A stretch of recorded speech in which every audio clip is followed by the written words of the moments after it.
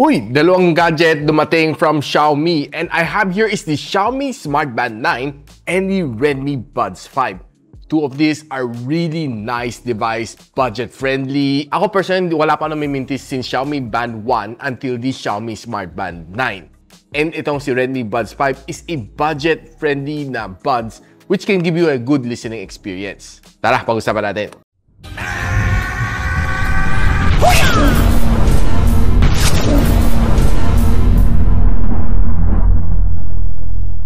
So itong Xiaomi Smart Band 9 may siyang presyo 1,900 pesos, and itong si Redmi Buds 5 has a price of 1,600 pesos, which I'll link on the description box below if you're interested, and lahat ng links sa pinopost ko are verified, legit, and official. Siyempre, a quick word of thanks sa aking friend si Net for lending me both of these devices, and of course, shoutout na rin sa inyong family si Noel and Tim. May you enjoy this video. So, hawak na natin right now is the Xiaomi Smart Band 9, which is the latest na wearable na meron ni Xiaomi, together with the Redmi Buds 5. So, itong Xiaomi Band 9 has these specs. 1.62-inch na AMOLED display, magandang metallic frame, nakita ko.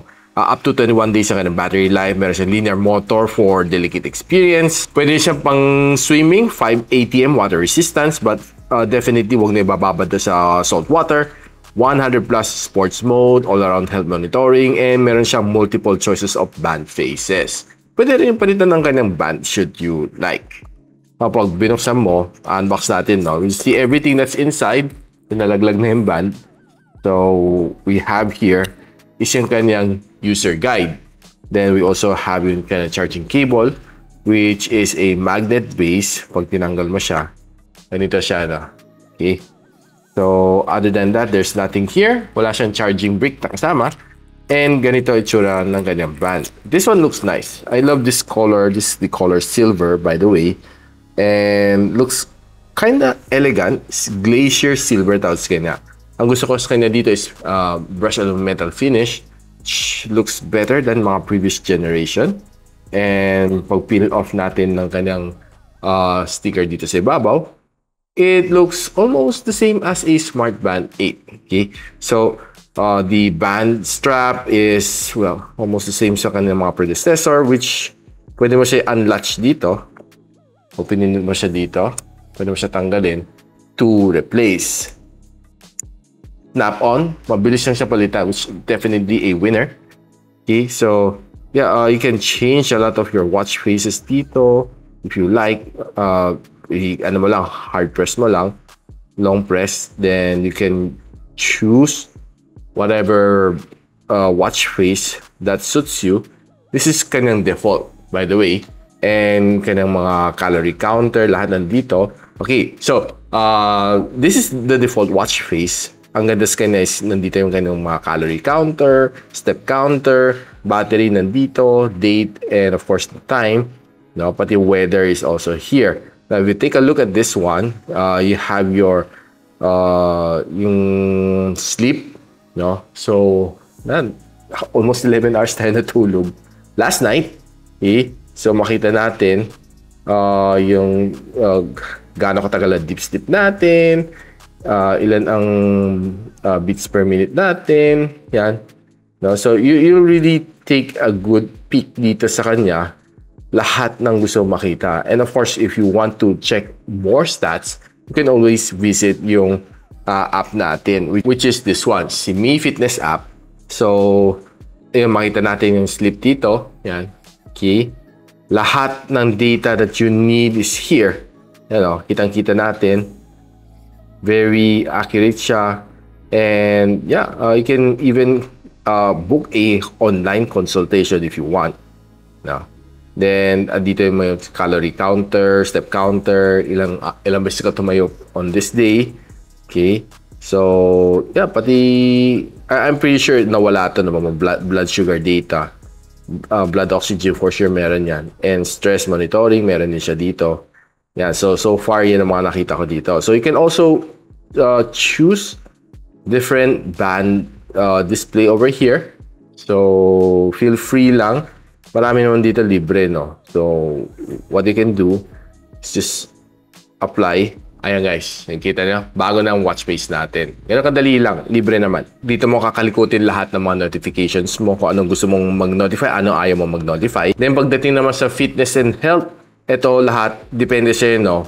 Pwede mo turn on, pwede mo turn off. Pag lahat yan tinurn on mo, definitely mas mabilis maubos ang iyong battery. Na pagdating sa apps, ito, pwede mo set yung mga alarm, weather, world clock, nandito lahat. System, yan. Pwede mong kalikutin rin, pwede mo i-rearrange yung mga apps mo, depending sa iyong liking. Pwede mo rin track ang iyong mga workouts dito on this app. So, very useful itong app na ito. So, quickly rundown lang natin mga kayang gawin nito. When you swipe down, you'll see notification. If you swipe out, here are the things na pwede mo makita. Yung stats mo, workout mode mo, activity, running course, training state, heart rate, vitality, blood oxygen, sleep monitoring, stress monitoring, weather alarm, Mi Smart Hub, okay? Settings and more. So pag tinignan mo more, yung mga breathing pattern mo, stopwatch mo, music, find your phone, di ba? Pwede mo rin gawin tong camera shutter button should you like it. And there's a lot of other things that you can do.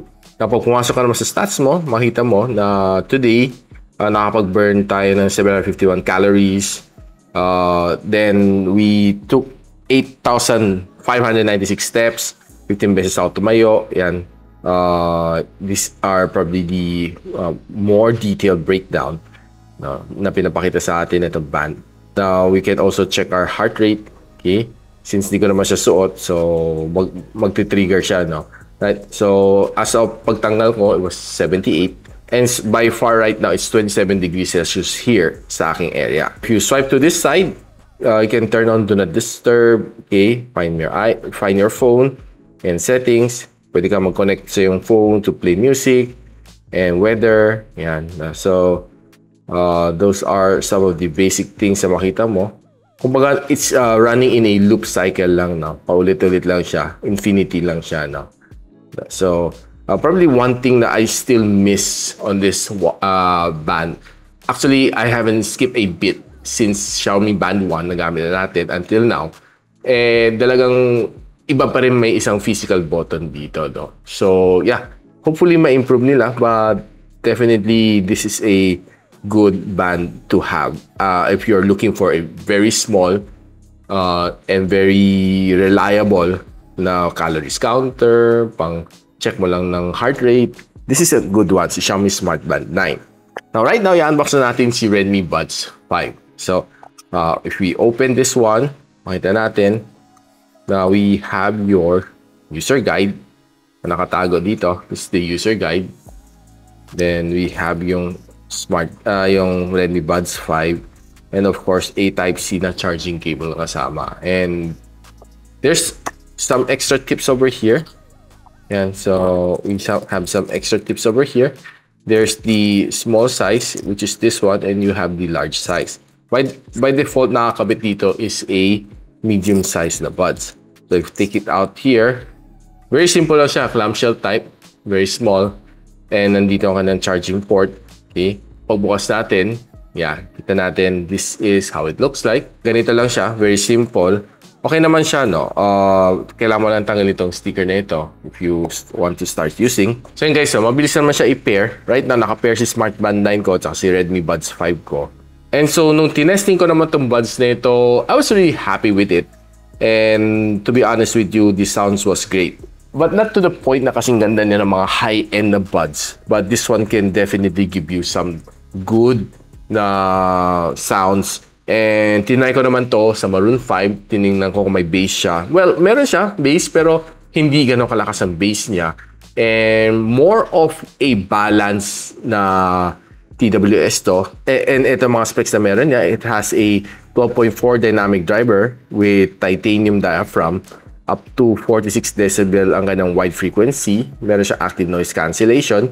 Supports 3 transparency modes. And meron siyang long battery life, which I think okay naman siya. No? AI noise reduction for call. Dual device smart connection. So, basically, nung ginamit ko to, tinurn on ko noise cancelling. Tama lang, hindi siya yung sobrang wow na noise cancelling na tulad ng mga higher end that can really give you parang totally pitch black na halos parang wala ka masyadong marinig from the outside world. Ito, may kunti pa. Okay, may kunti pa. Kasi this is more of a budget na buds. But having that feature, I would say not so bad na to. And meron siyang yung AI noise cancelling calls niya. For me, clear siya. Crystal clear. And based sa kausap ko, crystal clear naman siya. And this was able to last me for around mga, based sa testing ko, mga 21 hours. Estimate ko lang of music tripping, playing games. And so far, okay naman siya for gaming. Siguro may low latency din to. Naglaro ako ng Call of Duty Mobile at Fahrenheit 84. Okay siya. I didn't feel any lags dito or whatsoever. Dito sa buds na ito. I'm quite happy naman ako sa kanya. And ang design naman niya looks like this. And okay naman, snug fit naman sa aking tenga. I have no problem with it. Wala namang irritation naman sa aking tenga. So one of the things na gusto ko dito sa Redmi Buds 5 is maliit din naman siya. Na pag nilagay mo sa iyo tenga, this is how it looks like. Snug fit naman siya, I would say. Okay naman siya. Pretty nice and trendy naman siya. Hindi naman siya masyadong mahaba or masyadong maiksi. Katamtaman lang siya dito sa akin tenga. So gawin lang natin yung shake test para makita natin kung lilipad siya o hindi. Here goes. Whew. Ako pedahilo. So, ayan guys. Kapit na kapit siya. Wala kang magiging problema. And comfy naman ang suot ko sa akin tenga. So, wala kang magiging problema and hindi naman nangangati sa akin tenga. Wala kang magiging problema, hindi naman... So guys, ano masasabi ko dito sa Xiaomi Smart Band 9 and dito sa Redmi Buds 5? Both of these are really budget-friendly. So if you're on the lookout para sa isang very budget-friendly na smartwatch, or you can call this a smart band, check this one out from Xiaomi. I would highly recommend this kasi lahat naman ng nagamit kong Xiaomi Smart Band ay okay naman siya. Makita mo naman yung incremental improvement niya over the years. Pagdating naman dito sa Redmi Buds 5, I would say okay siya. Okay yung sound niya. More balance siya. There's a little bass. Pero don't expect too much dahil this is a very budget-friendly na device. It can perform, can last you through halos based sa aking testing ang 21 hours. Okay naman siya. And it's pocket size, so madali lang ilagay sa yung pocket, sa loob ng yung sling bag. And yeah, you can carry this almost anywhere. So if you're interested dito guys, I'll be posting the link on the description box below. And if you like this video, don't forget to share it to your friends. And sub to this channel is definitely awesome. I'll see you in my next one. And so, ako para si Richmond, and you're watching Gadget Sidekick. What's up? Like and subscribe to my channel. Don't forget to hit that notification bell. For one of my latest uploads, click the dito. And for one of my popular uploads, click here.